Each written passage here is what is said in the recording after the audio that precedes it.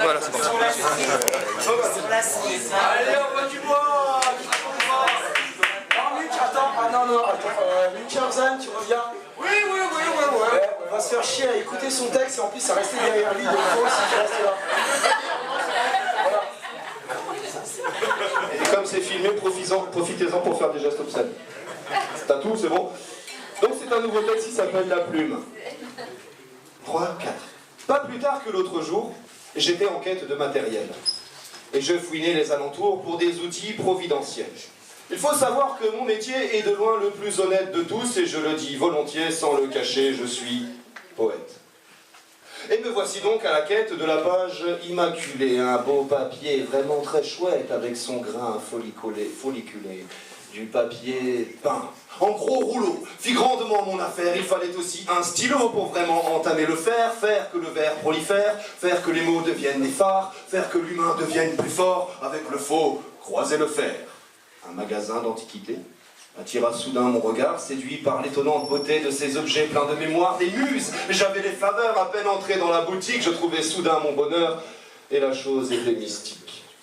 Dans un écrin, beau et digne de la couronne d'Angleterre, dormait une plume, signe d'être sur la bonne affaire. J'imaginais la somme avide qu'un tel présent pouvait coûter, au fond de mes poches vides, fleurettes se laissaient compter. Alors j'y allais au culot, et demandais « C'est combien ?» Cette espèce de camelot et ces grands airs de gens de bien, ce stylo-plume n'est pas à vendre, me dit-il d'un air amusé. Je ne crains de pouvoir comprendre, répondis-je pour m'excuser. C'est alors que le vendeur, soudain s'est mis à raconter dans son immense profondeur une fable sans moralité. Une plume extralucide souffrant du don de la conscience et qui conduit vers le suicide, celui qui s'en sert sans bon sens, voilà ce que vous avez là, vous la céder me ferait mal, car vous menez à l'au-delà, je ne peux trouver ça moral.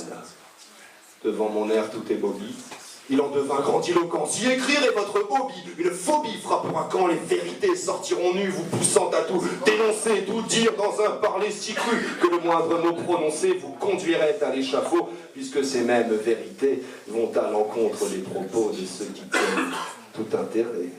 Et si vous ne voulez vous taire, alors on le fera pour vous. Ceux avant vous l'ont payé cher, ont eu la mort au rendez-vous.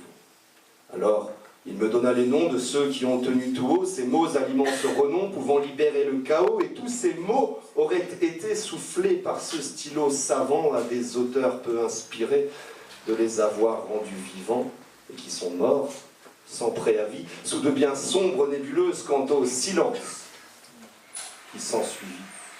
Il était l'ombre de la faucheuse. Depuis ce jour, je ne peux plus faire sortir de mes pensées cet antiquaire farfelu et cette plume panacée. Il me reste un souvenir que rien ne pourrait effacer. Que faut-il dire à l'avenir pour ne pas finir au passé? Merci.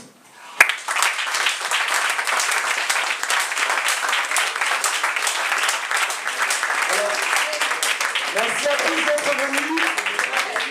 Merci à tous parce que quand même, c'est très important, c'est que le slam, on a la chance d'être là tous les mois, mais par contre, il y a des slameurs qui se baladent dans toute la France, qui représentent leur région, leur ville, ou juste leur gueule, et c'est vrai qu'on a vu la même région, ou juste leur gueule, et qui voyagent pour représenter le slam, la poésie sur des scènes. Et Cartouche en est l'un d'entre eux. Donc c'est un plaisir quand même d'avoir Cartouche qui est notre représentant du micro de bois de Nancy.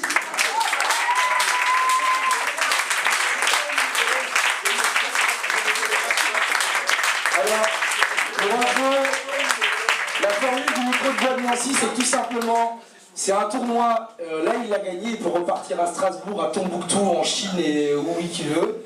La formule du micro de bois de Nancy, c'est que tout simplement, au-delà de 3 ou 4 mois, il va devoir revenir à Nancy pour le remettre en jeu, comme Munchausen l'a fait. Et Munchausen est perdu parce que Munchausen c'est de la merde. Mais parce que maintenant le vrai vainqueur c'est Cartouche, c'est Strasbourg, tu vois. Voilà. Donc du coup, voilà. Et on est content. Mais Cartouche reviendra obligatoirement. Et les autres reviendront s'ils le veulent. Ou pas, c'est pas grave.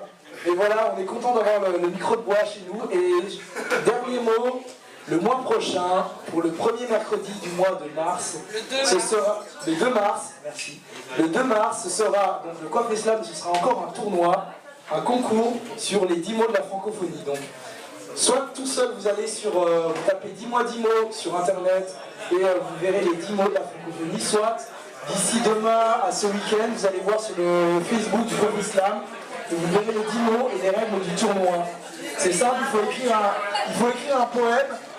Ouais, mais je le répète. Il faut écrire un poème avec les 10 mots de la francophonie. Sinon, rendez-vous le mois prochain. Et puis, Fred, vas-y. Ok, donc voilà, on se retrouve le mercredi 2 mars. Bon retour Cartouche, tu reviens quand tu veux pour un micro de voix, j'imagine la saison prochaine.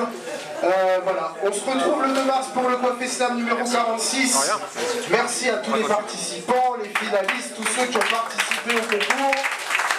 Il y a Fred, notre photographe, qui souhaiterait faire une photo